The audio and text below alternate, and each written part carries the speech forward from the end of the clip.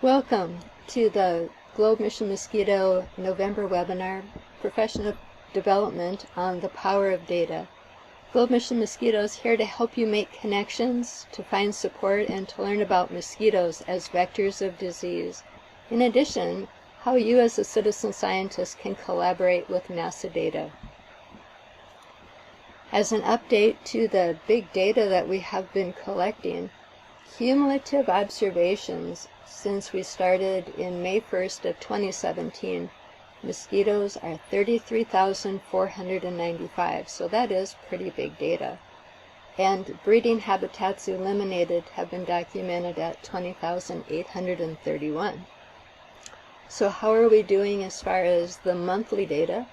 This is just November 1st through the 17th, and I know that the black background, I was hoping the yellowish dots would kind of pop out at you, but 432 mosquito observations and land cover observations at 133. So with that, I know that we're kicking off our big data, and I'd like to turn it over to Dr. Rusty Lowe. Oh, thank you, Cassie. Can everybody hear me? So I am just really delighted to be here today to talk a little bit about big data. Anybody who's working in citizen science is engaged in the collection of big data, the analysis of big data. So what is big data? So big data is basically that collection of data that we have that is huge in volume, and it's growing exponentially with time. It's interesting that 90% of the world's data has been created in the last 2 years. And every 2 years, the volume of data across the world doubles in size. So this is a huge problem for people who need to use this data for making decisions. And that's why data is important. So when we talk about big data, they usually use a bunch of V's to describe it, but it's basically data that's coming in at a volume, velocity, variety of that has never been found before. And it has very often it has complex structures.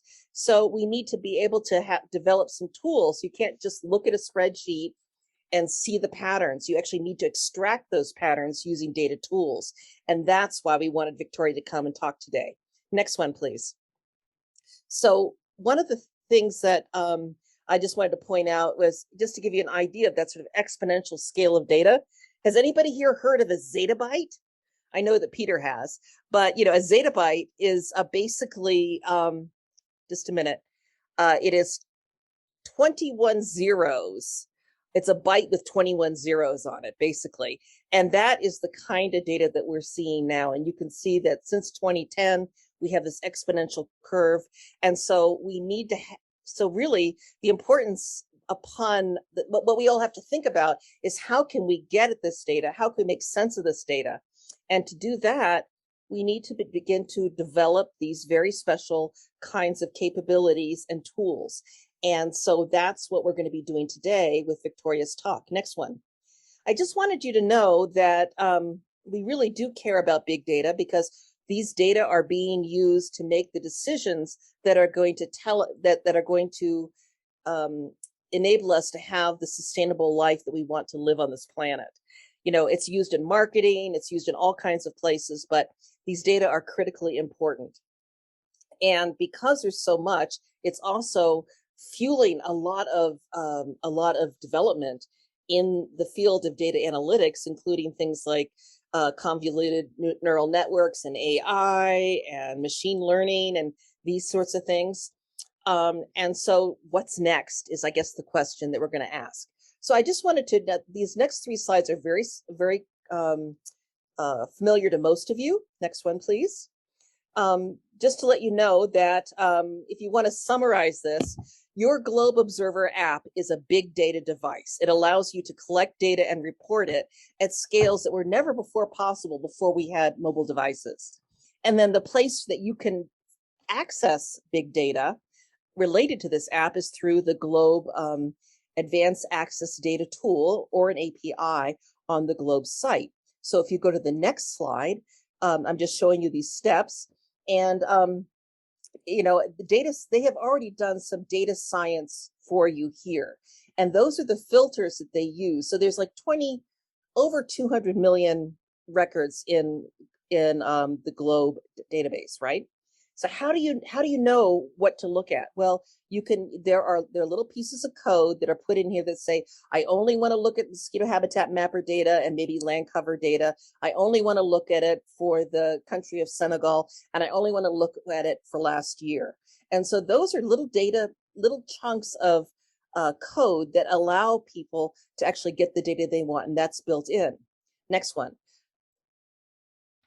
So once you run it, you'll get that filtered data. And then the next slide, and this is the last slide, this is what you get, the big data. And it's these huge spreadsheets that might go for 20 pages and maybe 50 columns.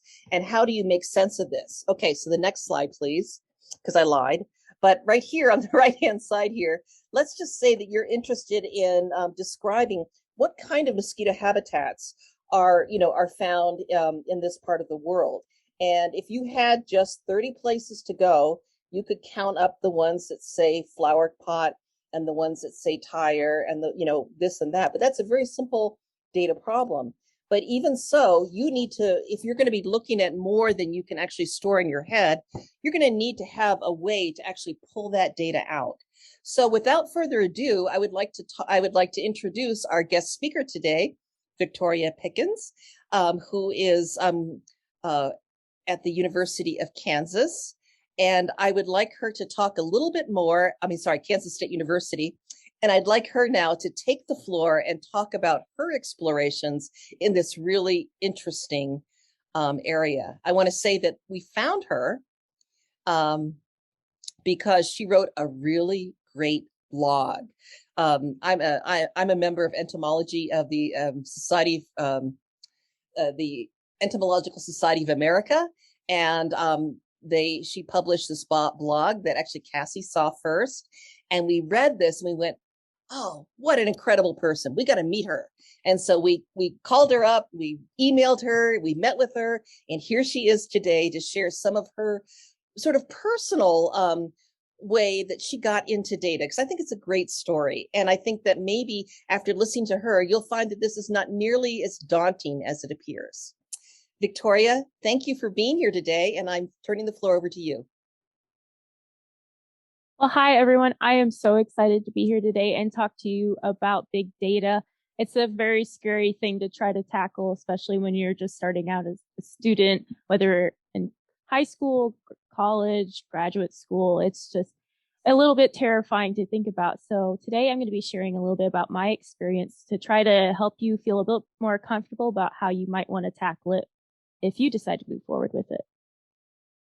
Just to give you a little bit of a background about myself. So I am currently a PhD student in the Department of Entomology at Kansas State University. I am conducting research looking at the carriage of bacteria and antimicrobial resistant bacteria by houseflies at Kansas cattle operations. So I've been having to work a lot with big data recently because I'm looking at a variety of different data sets like climate data, as well as whole genome sequencing of some bacterial samples. So these are pretty daunting data sets to try to tackle when you're first starting out and trying to learn these things. But over the years, I've had to figure out, different pathways that might work for me better than some other people. And so hopefully that will help you too. So to give you a little bit of a background, I have no background whatsoever in computer science, coding, nothing whatsoever. So when I was growing up, I hardly ever touched a computer except for making PowerPoint slides and writing up essays and maybe playing with Excel every once in a while. But that was the extent that I had. Otherwise, I was outside, I was riding my horses, I was playing tennis, and I'd never even took a coding class, even up to my undergraduate. And so the closest I ever got to was taking a computer science class in high school. And we just learned about the binary code and how computers work and those sorts of things. We didn't even go into anything related to big data. So whenever I started my undergraduate, I did my undergraduate in entomology at the Oklahoma State University. I was focusing in bioforensics, so I was doing a lot of studies where I was looking at insects that were responding to leaving out carrion out in the environment and just seeing how many insects were coming. So a lot of that was a little bit of climate data then, but mostly just counting different insects that were responding as well as identifying them. So it wasn't too intensive of data. However, then came a project in my junior year of my undergraduate that completely shifted my whole perspective of data and how to approach it and everything of that sort. So one of my research advisors in my undergraduate came to me with this idea for a project where we would actually look at the microbiome of flesh flies in response to feeding on rats. And so we wanted to understand how these bacteria were changing both within the fly and within the rat after they had a chance to be exposed to each other, and then seeing if time would also have an effect on these as well. So what this involved was a lot of complex data, because usually when you do microbiomes, you're actually having to look at the DNA sequences of all of the bacteria that are present in whatever sample you're sending. And so knowing this, my advisor warned me. She said, you're going to get data sets that just look like this, and you're going to have lines that go on and on and on. So I want to try to help prepare you before you actually do your data. And so this is an example of something you would get back from just sequencing some DNA. And so, you can see here, you can't even really tell which samples they are if you just eyeball it, unless you're just familiar with these sorts of things. So that was kind of the first big tackle for me, was understanding, okay, how am I going to actually approach this project? And so then as I was trying to begin this project, where it was just she and she had no background in this whatsoever either. So she wasn't comfortable with coding. She wasn't comfortable with at least this sort of data as well. And so she said it was going to be a learning process for both of us. And she just wanted to see how it'd go, see how easy it'd be for both of us to learn it. And so then we started trying to figure these things out. And suddenly I started hearing about things like bioinformatics and programming and coding. And I immediately froze because I'd never done any of these things in my life, and they sounded entirely terrifying. And whenever I thought of programming and coding, I automatically thought of things like trying to hack into a system from Jurassic Park to be able to escape velociraptors, or, the Matrix. And I thought that was kind of more what coding was like. And so I was completely unprepared for how this sort of data would actually look to me. And so whenever we actually went through and tried to approach this data, what we did is we tried to start by just reading through literature, looking at other pieces of literature on how they approach their data sets, what sorts of tools they used. And so we tried to just find common identifiers for anybody who is doing microbiome research related at least to insects, and sometimes as well as far as forensics as well. So we were trying to just look through, we found common tools, and we said, okay, so it looks like a lot of people are using R. So that is a programming language that we chose to try to follow up with. And the university was offering workshops to where we could attend and learn about R. And for both her and I, having no background in anything, we didn't even know what command lines were or anything like that. So we kind of just went in with an open mind and ready to learn anything. And it was very difficult to learn for the first time because we'd never even seen this sort of way to interact with computers before. And so we went ahead and stumbled through the classes. And unfortunately, usually whenever there's workshops like this that are offered at universities, at least in this case, we were attending an 8-hour workshop for 2 days. And so you were just sitting in a room in front of a computer doing things you had never experienced before. And for us, we're not even quite as interested in coding so much as some other people may be. So for us, it was really grueling, actually, to try to tackle this sort of question. But we stuck through it because we wanted to be able to learn how to analyze our data, because we were really interested in getting the results back and trying to think about the questions and things like that too. So the problem is we were so troubled by how to actually learn these things, we felt like we were slowing down the classes. So then we kind of expanded our group a little bit. And so I had a colleague of mine who had actually had a bit of a background in coding and programming. he had never actually done anything related to bioinformatics or these sorts of data sets, but he said, I at least know what a command line is, and I can see if I can maybe help you learn this language because I'm familiar with a different language. And so we'd had him join into the group. He sort of talked us through at least some of the basics, and then we decided to go ahead and try another R workshop. And so it was another 2 to 3 day workshop where we were in there 6 to 8 hours. And it did go a lot better once we brought in someone who at least had a little bit more familiarity, even though he was only an undergraduate and had never really worked with the actual research questions and data we were trying to tackle. But just having at least a little bit of experience did help our group overall. And so then we got a little bit more comfortable and we formed a larger group. And so we actually found a couple of people in other departments as well as within our own department that had experience working with these sorts of data sets. And so we actually started meeting regularly and talking over what sort of issues we were having and setting goals and how we wanted to learn these things. And then we would all meet and discuss what problems we were facing and how we could tackle them. And the professionals were really helpful for us because they were able to help guide us towards resources that would be able to help us, even if they didn't quite know the answer. And so that was probably one of the most beneficial things we did. And so we were finally able to get at least to the point where we could conduct our experiment. So we actually ran the entire test and we extracted the DNA from our samples and sent them off for sequencing.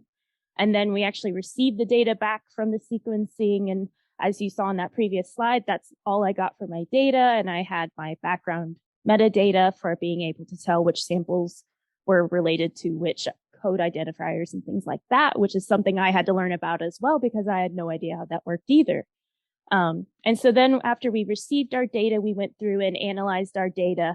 And I'll be honest, I still had no idea what was going on for most of it. And so my colleague actually picked up quite a bit of the actual coding part of it and showed me how to at least get through it. And I was able to just at least finish the project and kind of get the outputs we needed. And then I was able to say, okay, here's our results. I can now talk more about the actual aspects of what these mean and things like that.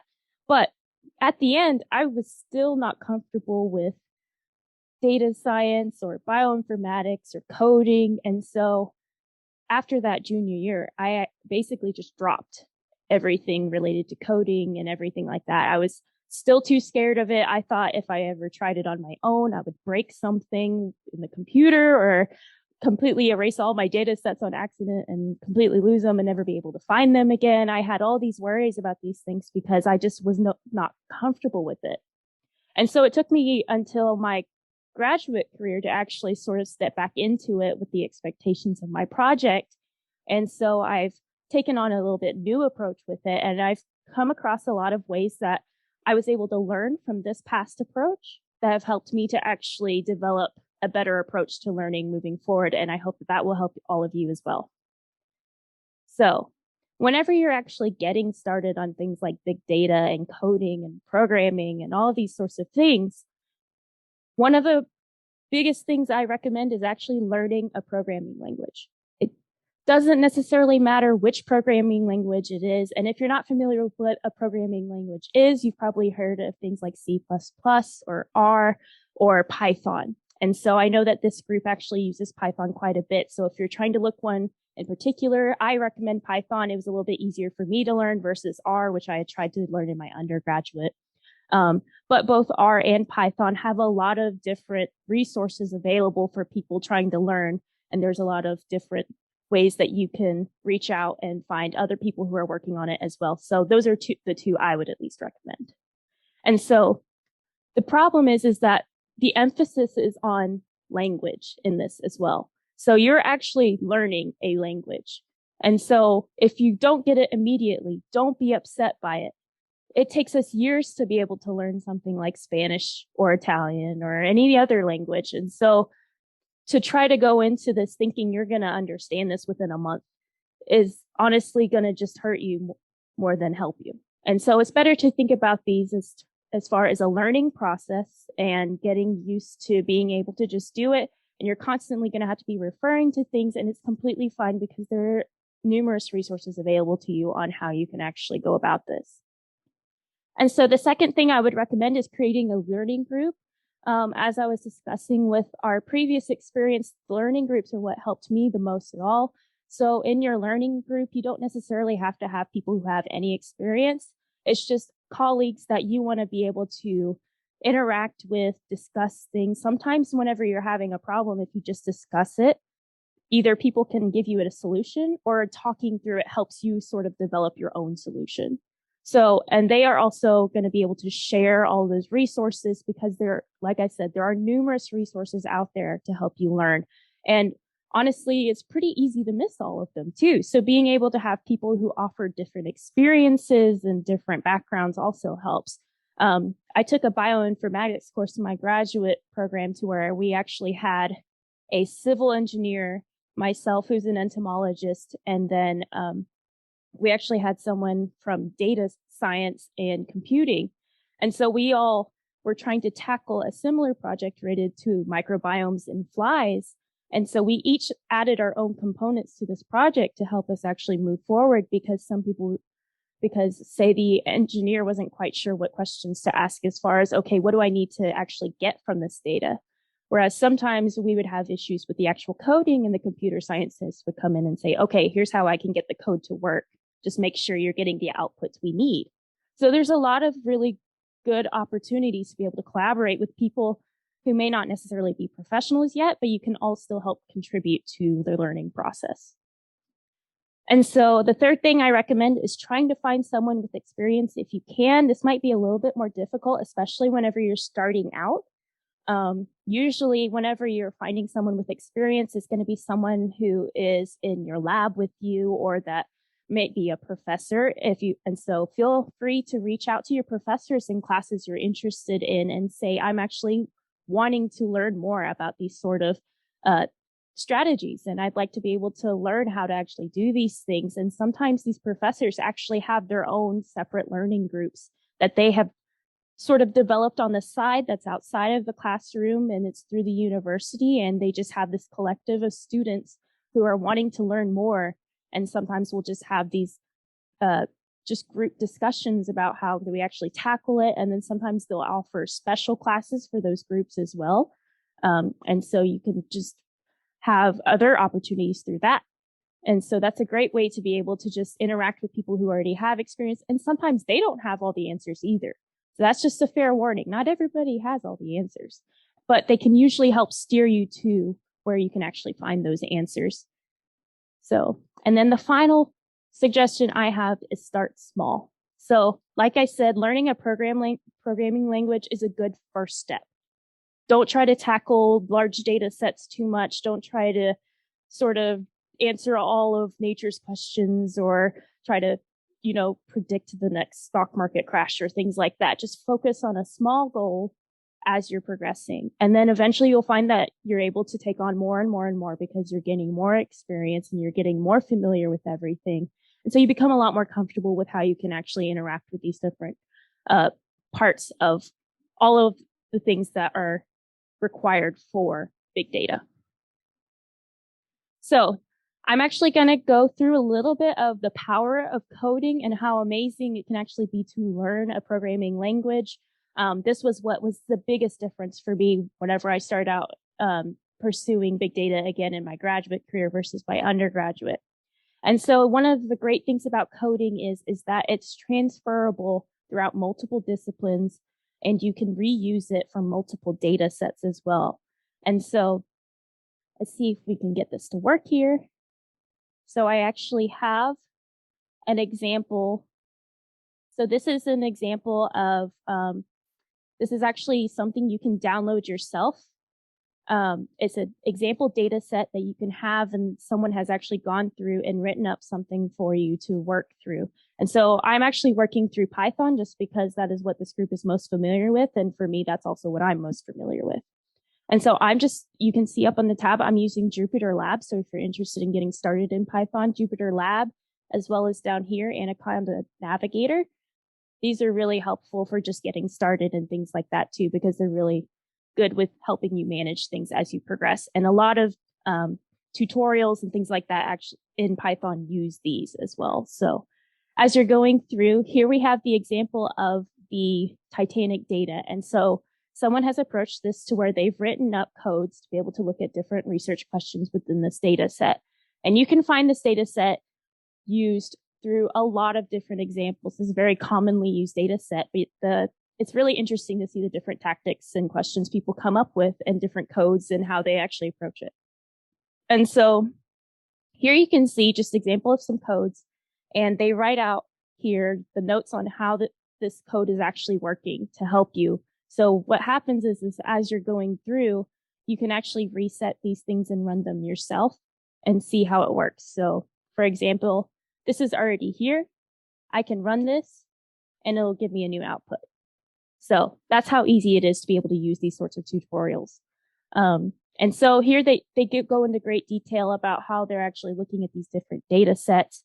We can actually look at the data set itself that we have. So these are all of the passenger IDs. You can see whether or not they survived whenever it crashed. You can also see which class number they were in for the different classes for the boat. You can also see their name. You can see their sex, their age, and a couple of other different items of information. And so this has quite a bit of different variables involved in it. But for the most part, this is actually a fairly small data set compared to some of the other data sets that Rusty was talking about, where you can have thousands upon thousands, like expansive data sets that Excel just can't really handle. And so that's why we start turning to things like Python, is so that we can handle these data sets without having to actually have that sort of user interference. So what this user has done is he's sort of presented these different questions and he's showing you how to work through the data to actually get to it. So this is a great way to just look through and see. So he's doing things like you can remove your columns and be able to change your actual data set. So think of it as like if you were in Excel and you're just deleting a column and things like that. So it's a lot of the same sort of functions, but you're able to do it a lot easier with Python is the idea. And so he goes through and does all these different functions, and you can see the number of people or the values that they have for if they died or if they survived. You can also look at things like sex and things like that. But what I want to emphasize is that there's so many different functions that you can do through Python, and you probably could do through Excel as well. But again, the size of the data set makes it a bit more difficult. And so as we're going through, you can see there's dot plots, there's box plots, all these different sorts of codes that you can use just for this one data set. And if we scroll down through here, they ask a lot of different questions. And so you're more than welcome to actually find this online and download it and look through yourself. I'm just going to briefly go through it today just due to time restraints. One thing I want to emphasize is that as we're looking through here, we'll see these outputs for these box plots here. And so this is looking at probabilities and these different groups and things like that. And so what I'll emphasize here is that we have this code, and I'll come back to it whenever we move on. But now I want to show you how this could actually be done for a different data set. So I went online and I found a data set that was free for downloading. And this is from the Chicago Department of Public Health. And what they do is they do surveillance programs for West Nile virus carrying mosquitoes. And so what they do is they set out traps throughout Chicago and they trap them and they ID them. And then they test the groups that they trap for whether or not they have West Nile virus. And so they have quite a range of years that they've done, but you'll notice immediately this data set that I downloaded quite a bit larger than the Titanic data set. But despite the size difference, you can still use these same codes for being able to get those sort of similar outputs. The problem is that whenever you're changing between your data sets, you just have to make sure that you're what we call cleaning up your data. And so you're going to have to make some modifications. So, but that's just because it is a different data set. And so you can see we already have sort of different column values. Just so it's going to automatically create different questions and things like that as well. But some of the things that we were looking at specifically was just the season year and the result of the West Nile virus test, and then the number of mosquitoes they captured, which species they were identified as, which trap they came from, and which trap type as well. And so I'm going to just briefly go through an example of how I might work through a data set like this, using similar codes to previously, but also adapting it to your own. And so usually what you have to do starting off is you just have to import packages, which are just the tools that you're going to be using to analyze your data. And then you have to actually import your data file. One of the cool things about this is that you don't actually have to have it saved to your computer. You could actually import data files from online to Python. You don't even have to download them to your computer. And so here we've already downloaded the data file in this step 2 with the number beside it. And then now I'm just going to show you a summary of the data. And so this is just giving us a count of the values in the season year that we saw on the previous slide, as well as the week, test ID, number of mosquitoes, latitude, and longitude. However, you'll notice that this is not the same number of columns as previously. And that's just because these are only using columns that have number values versus these other ones, which are addresses or dates or names. So sometimes you just have to be careful when you're going through these things. But again, this is something that I put together. So I've not gone into as much detail as, say, the previous one, where they're probably an instructor for these things. So I'm just trying to show you an example. So I know that the questions I'm really interested is whether or not, or I'm interested in looking at the percentage of mosquitoes that had West Nile virus for each year that they were collected. So just looking there. And then I'm also interested in what percentage of mosquito species were positive for West Nile virus. So those are kind of the 2 questions I'm going to be looking at with my follow through. And just and there could be way more questions that you could pull from this data set. Again, this is just for time constraints. So what I'm going to do is I'm just going to narrow down my data set. And so here you can see the summary again after I've dropped some columns, but again, it's not showing all the columns. So then I'm going to just show how it looks as far as what the data set now looks like, where we've dropped all those columns. You can also see the non-numerical values in addition to numerical values. And so another function you can do, which is really nice whenever you're sort of trying to look through your data sets, is if you've ever used the filter function in Excel, this is sort of similar to that. So what I can do is I can look at a specific column. In this case, it's going to be the trap type. And I just want to see which different trap types they actually recorded. And so from here, we only see gravid in just this little subsection, but you can see they actually use gravid traps, sentinel, CDC, and OV.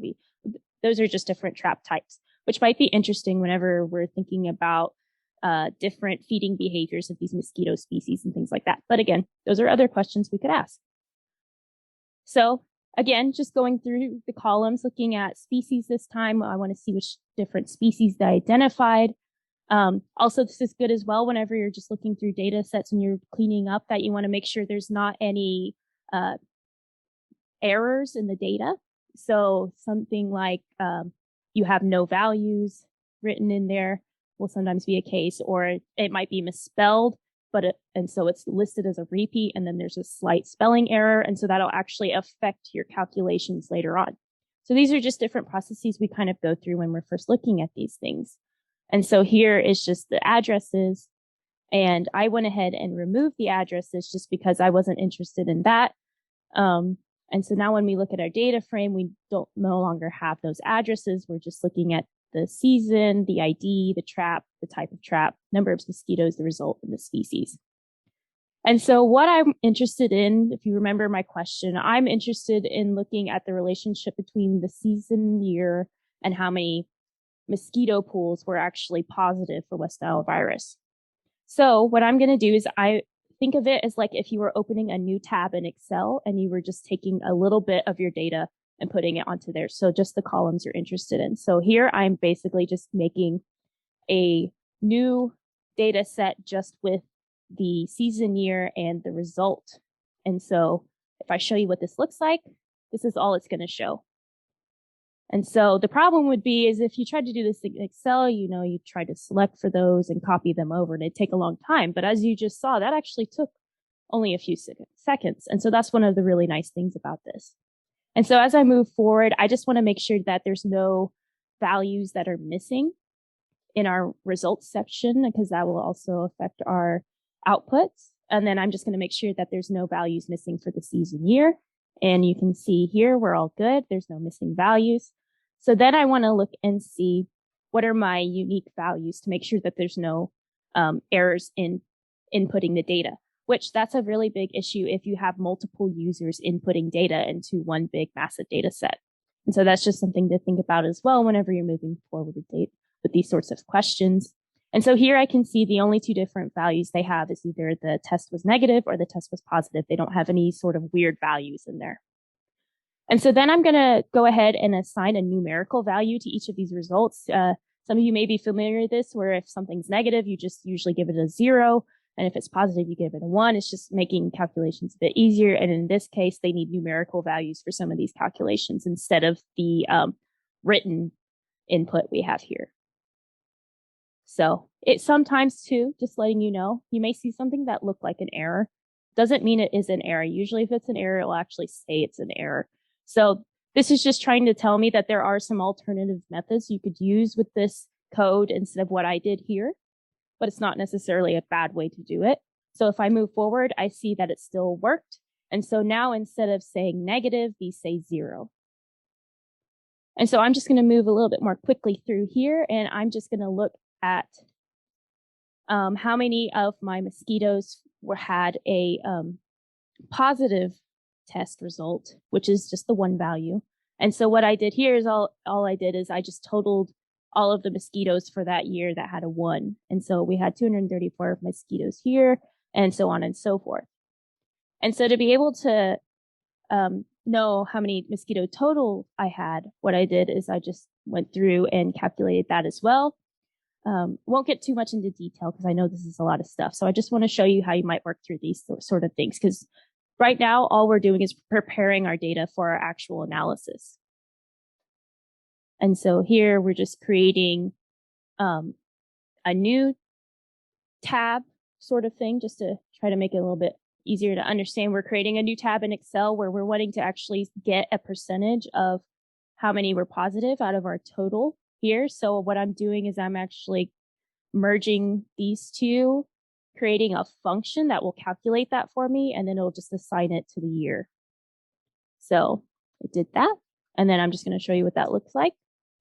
And so now you can see here we have the year, and then we have how many were positive out of the total number of pools that were tested for that year. And then we're just going to divide it to create that new column.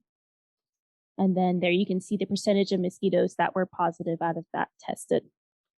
And so now I want to see how it looked over time. So we didn't look at this in the Titanic data, and that's just because of the type of data it is. It didn't really, there wasn't a survival rate over time or anything like that. So time wasn't really a factor in that case. However, because we have per year, we can actually do a line plot like you would in Excel. You've probably done some of these already. And so here I can actually see the percentage of mosquito pools that were positive out of the total number of mosquitoes that were tested for that year. And so you can try to look through here and you can see, oh, here's a peak in 2012. You might have some questions about that data or that range of data for 2012. So you could ask a few more questions and look into it more if you needed to. And here again, we have another peak in 2016. So that might be some sort of interesting area as well. So here we go through, and again, we're just doing a slightly different question. Now we're going to be looking at the percentage of each species that we're testing positive for West Nile virus is all we're going to do. So I'm just going to quickly go through this just for sake of time. And so this is just sort of, again, the process of how you might go through preparing your data for the analysis itself. And so here you can see I'm starting to do totals and sorting and again, creating the number of positives out of the actual total number, creating that percent column. Here we have a few non-values, which is a little bit weird, and that's probably because there was a 0 value here. This one is a little bit weird as well. So sometimes you do have some weird results that come out and you might need to go back through, but again, for sake of time, we didn't go back through them. I just want to see an output for now. And so here we have the percentage for each year for each species, and then keep going through and try to narrow it down more. It gets quite tedious after a while, I had to pre-prepare all of this, just warning you now. And I still had to also get help. So one thing you'll notice, I'm not well versed in advising people on how to do these things. And that's because I am still learning myself. I actually hadn't done any Python in the past 4 months. So I am also really, really rusty right now too. So I apologize if I'm not explaining this very well, but you can also get a sense of the need to practice these things and get familiar with these things. And again, it's like learning a language. So if you fall out of practice, you're going to stumble through these things sometimes. And so here we can see, here's our final data table where we have our mosquito species and then the percentage that were positive out of the total number of mosquitoes that were tested for that species specifically out of the entire data set. So we're not really looking at by year or anything like that. And so here we have our final figure, which before I show it to you, because it's really cool, it just looks a lot like these. So if you look between the two codes, it's kind of hard to do. You can see it's actually quite similar here, but I have specific values specific to my own data set. And so whenever you're working through these sorts of things, you're going to have that same thing as well, where you can use the same sort of setup, and then you just need to slightly modify it. And so here we have our bar plot, and here's just their specific things. And then if I run mine, we can see the percentage of mosquitoes that had West Nile virus for each species at least. And so this is really cool. So we see here that our combination species, which is probably part of the reason why they're a bit higher, is because we have two different species in there. They're the highest, and then we also have the two individual species broken down.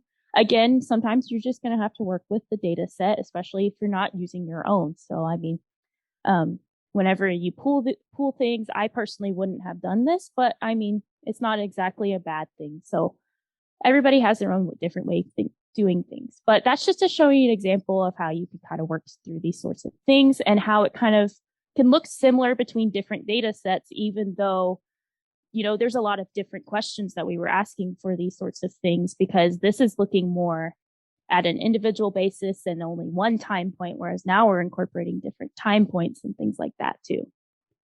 So, and if you're interested in looking this up, again, it is available online, and there's a whole bunch of other versions as well asking different questions. And so you could look through those. Oh, sorry. Let me just switch back. Here we go. So I hope that wasn't too intensive. I just wanted to kind of just show an example.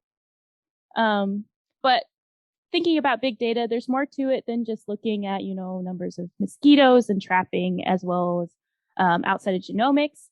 Big data is used in a variety of different things, ranging from sports and weather forecasting to the stock markets and a lot of predictions about future outcomes that are going to be happening. And it's just because they're feeding in these huge data sets that keep feeding into a model, and that model is just going to try to predict these outcomes. We also have advertising and social media. So a lot of the things for your advertising is actually through big data. And then one of the cooler things, you know, image recognition. There's now apps out there that are taking in photos from the public, and they're able to help you at least roughly identify your organism, and it gets better and better as more and more data is fed into it. And so these models are continuously trying to learn. You've probably heard of machine learning. That's kind of the concept. And so also our car navigation, you've probably heard of Tesla and the self-driving cars. So those are based around AI, which means that they're also receiving data constantly and trying to learn from these things and develop new outcomes that are going to be better. And so a couple of different resources if you're trying to get started on this. Google is going to be a really good source for just searching and things. If you ever have questions, you can look through there. That's a great way to just kind of help find a source.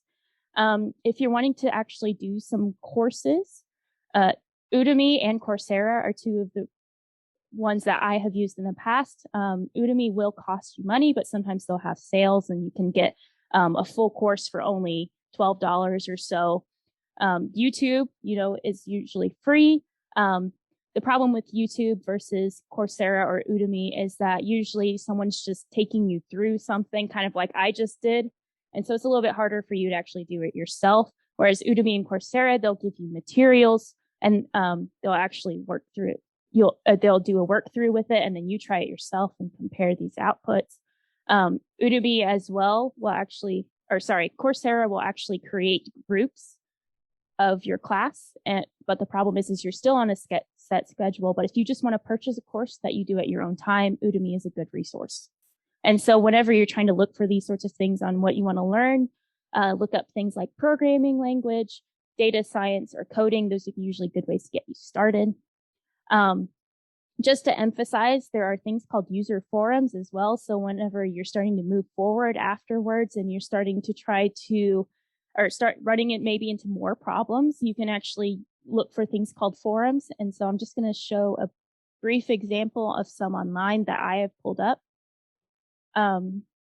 So here is actually just the webpage for Python. And so if you look through here, you can actually go to the community, and here's a thing called forums. And then here you can just see some live feed and tweets and social media and things like that. And so what people do here is they'll post questions and people try to respond. And so you can have this be for programming languages, or the package that I was using to actually go through those data sets has its own thing as well. So they have user guides and how to get started, as well as development guides. And then if you start getting interested in specific things, like, for example, I was doing the microbiome work. If you do that, there's actually specific websites for these usually too, especially if they're more commonly used, where you can go online and people will have created a manual. They'll offer workshops. They'll have the forum where you can, again, go interact with other people and ask questions. They can respond. So those are just a couple of different examples that you can use outside of what may normally be taught.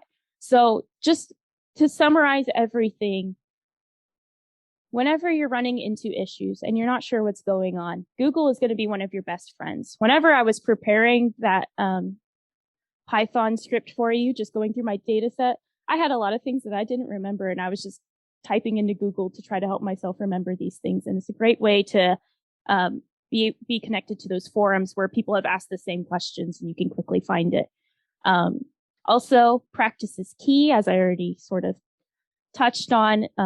Again, it's learning a language for the programming. And so it's good to try to just do occasional practice and try to familiarize with yourself. As I have found out preparing this material, I was a little rusty, so it took me a lot longer. So just being a little bit more familiar with it will help you get through things faster. And then just realize too, there are actually multiple ways to get to the right answer. So whenever I was creating those codes, that wasn't necessarily the only way that I could have gotten that output from that data set for that question. You can do a multiple different ways of approaching it. And so whenever you're looking through these things, keep an open mind, see what you like, see what you don't like, try to adapt it to a way you are, maybe come up with your own way. Sometimes you can improve on ways that people are currently using. And expect to fail constantly. I fail every single time I try to do any sort of script development for these sorts of things. You are going to always have errors. You're always going to have issues. It's a complex process. You just breathe, you go through it, you work through it. It's fine. Everybody fails at this, so it's okay. And so you don't have to worry about it, because usually if you fail, it's just like working through a maze. You just sort of circle back. You go, okay, what might be wrong? You find it and you learn from it. And hopefully you don't do it again. But if you're someone like me, you constantly misspell things or mistype things. And so you're always having to look back through to make sure you're typing things correctly too. So don't freak out just because it didn't run, because sometimes it was just a typing error. It wasn't even the actual script itself. So, and finally, don't be afraid to just dive right in. I was terrified to dive right in, and I regret that I was, because I was afraid that I was going to break something or just completely destroy everything. But honestly, there's so many ways that you can actually avoid those things happening. And it's very rare that they actually do happen. And most of the time, whenever you do those sorts of courses or things like that, they'll advise you on how not to just fully break everything. But again, these are not that sensitive. And so you can actually be pretty rough with it and you can stumble through it. And most of the things that you're going to be trying to do when you're first learning are not going to even break it anyways. So it's actually very hard to break it when you're first starting out. So with that, I want to thank you all so much for letting me come and talk to you. I hope I didn't bore you to death. But I had a wonderful time preparing this for you, and I hope it helped you get a little bit more comfortable with these sorts of things. So if anybody has any questions, I don't know how much time we have, but if we do, I'd be willing to take any. Thank you, Victoria. This was absolutely phenomenal and not boring in the least. And I think that what we might want to do is if people want to put any questions in the chat, we have a very short, I think it's about 3 minutes. We have a short video that was prepared by one of our high school students. And he doesn't actually show you the code like Victoria did, but he shows sort of the thought process and why it was important for him to actually do some code work. So Cassie, if you want to show that really quickly, that would be great. And please write your questions, because right after this short video, we're going to ask Victoria to answer the questions that we have in there. Okay, so I just wanted to introduce one of the citizen scientists that we're working with, Mateo Kimura. He was one of our SEAS interns in 2020, working on data projects using land cover data and mosquito habitat mapper data. And he presented a poster at the Citizen Science Association that just talked about the thought process and why it's so important that people have just even some basic coding skills. So it's just a very short video, but it ties what Victoria's been talking about and puts it in sort of our general context. Thanks. All right. Hello, everyone. I'm Mateo Kimura, and today I'll be presenting a poster that me, Prachi Ingle, and Pratham Babaria presented at the CitSci virtual conference a few months back, and it's about the Globe Observer's Citizen Science Information Quality Ecosystem, which is basically explaining how me and these two other interns use data tools and our programming skills to create a higher quality Globe Observer, mosquito mapper, and land cover data set that, has more value and more uses for the scientific community. And so here's a sort of rundown of the Globe Observer information quality ecosystem. So we start with citizen scientists that collect the data through the Globe Observer app, and then that raw data is stored in the Globe database. Then this is where we come in. We coded up some procedures that basically took the raw data from the Globe Observer database and performed certain operations to clean it up and also add like quality assurance metrics to the records so that people had a better understanding of what type of data the data set was presenting and how complete those observations were. Then our work or our project would then get fed into this vetted data access portal, which would make our work accessible to anyone ranging from citizen scientists to professional researchers. And so here's a rundown of like what we did, I guess. So there's some common data problems that we ran into that we thought were inconvenient and sort of hindered the quality of the Globe Observer data. So certain things like there were column names that didn't make sense.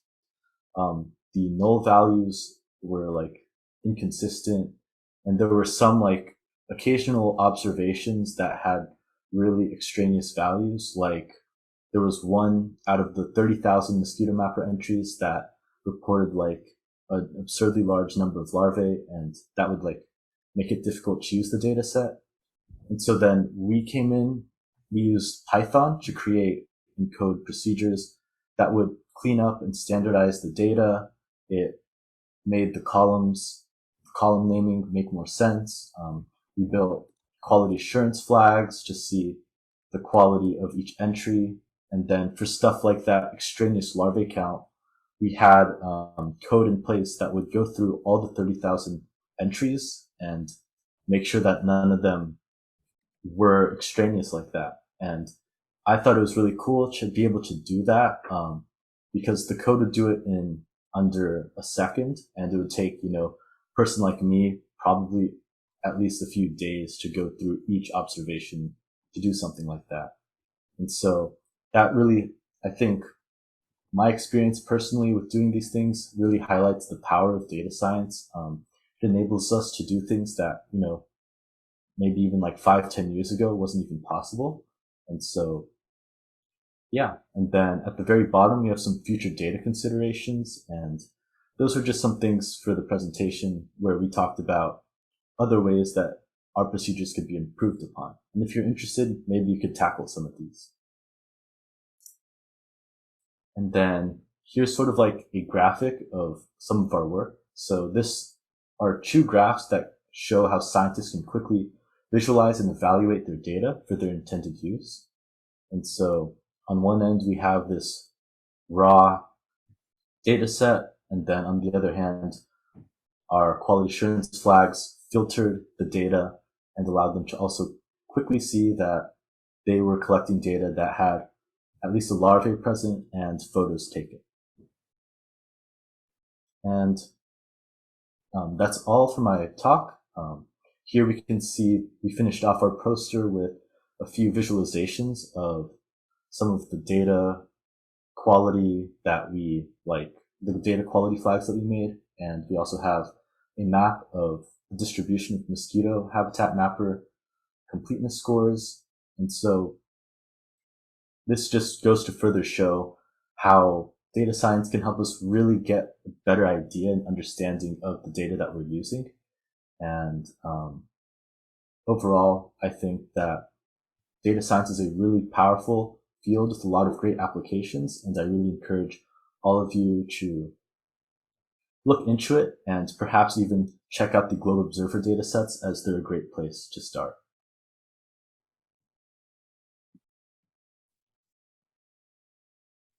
Great. All I right, think he did a very nice job there.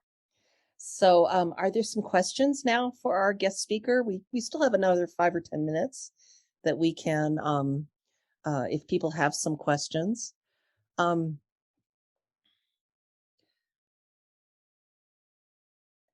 I guess a question that I'd like to ask Victoria is, when she was talking about, the finding the different data sets, and also, finding places where people have already developed code to use things. Are you going to those forums to find places where there are little bits of code that you can then utilize in your own research?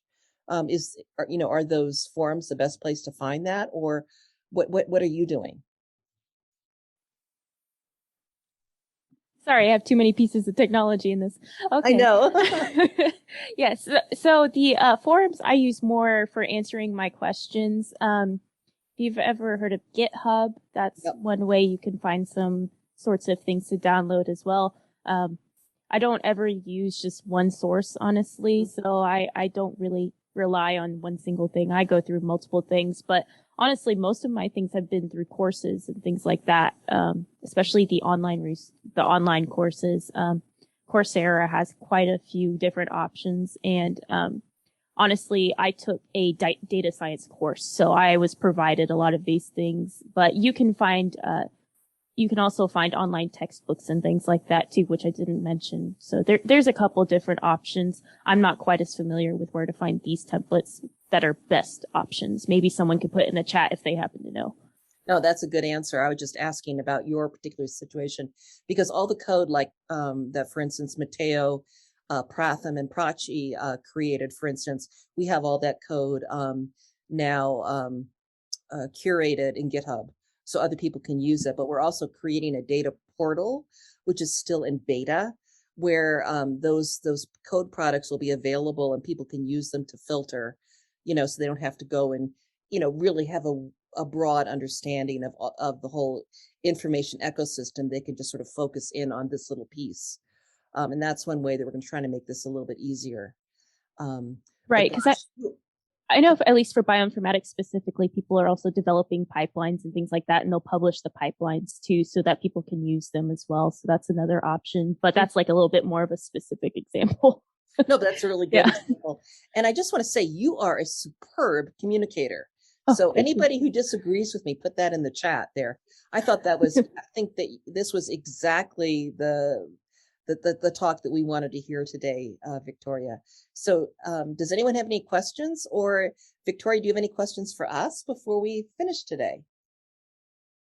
I would just like to comment that I thought the entire process that you described on your learning journey was exactly what we would suggest to students learning in a classroom, is that, oh, you didn't get it the first time. You need to go back and try again. Oh, there's a couple people here who have the same problem. Maybe you guys could join together. And I mean, the dynamics that you explained were what we reinforce in education. So it's nice to hear that or validate what we were doing. So thank you very much for that.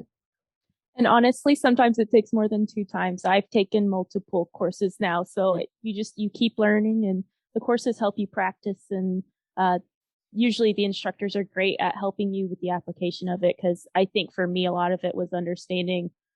For some reason, the hardest thing for me was understanding how the data set gets from there to there. Because I didn't have a background in that. So usually, it does take multiple tries, at least for some people. So. And for those of the Globe teachers who are doing IVSS projects, it's the process that you can describe. You don't have to necessarily have what you would term a successful experiment or operation. Describing what the students learn and how they learned it is extremely valuable information. I will say that was one of the most beneficial things for me taking one of my data science courses. So he didn't necessarily have set objectives where we had to get an exact output or things like that too. Instead, he would say, okay, here's a data set. Here's some questions these people are asking. Why don't you take a couple of resources that I'm going to give you now, see what you can do with it, and let's compare our codes and see how different we approach this. So we would have the same questions, the same data set, but it was interesting to see the different types of codes people would come up with that did help answer the question still. It's just the approaches were different. So you'll just see that as you learn. And it can be confusing sometimes, I will admit. That's really wonderful. Thank you so much. Peter, before we go, do you have any comments to encourage people to maybe take a look at our Globe data and do a little bit of preliminary coding? And to know that we're available also. I'm sure we don't know the answers, just like Victoria's admitted she doesn't know the answers, but we might know who to ask. So, or we might know where we can find some code that can help you. Peter, I just love you to have just a couple 5 minutes, just 2 minutes before we finish up today. I appreciate that, Rusty, because this is one of my favorite subjects, repeatability of our science. That's really what we've been talking about today. And, people talk about code, they talk about software, it's intimidating.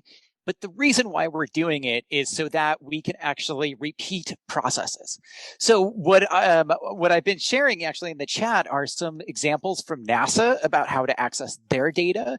One of the things we figured out that's really exciting for students in particular, you can get citations for writing these notebooks and having other people use them. That's a great way to start in this field as well. And so, this is an opportunity for all of us within the Globe community to maybe work together on building similar tools that we could all use. So if you have a class that wants to help solve some of these problems or just accessing the Globe database, that would be a wonderful project to then share with the rest of us so that we can then maybe do some of the things that Victoria was showing us today. So these are really exciting opportunities for students to have their projects be repeatable rather than just them doing it all alone. So we're, as Rusty mentioned, available to talk all about this, provide some guidance, maybe find some experts like Victoria was mentioning.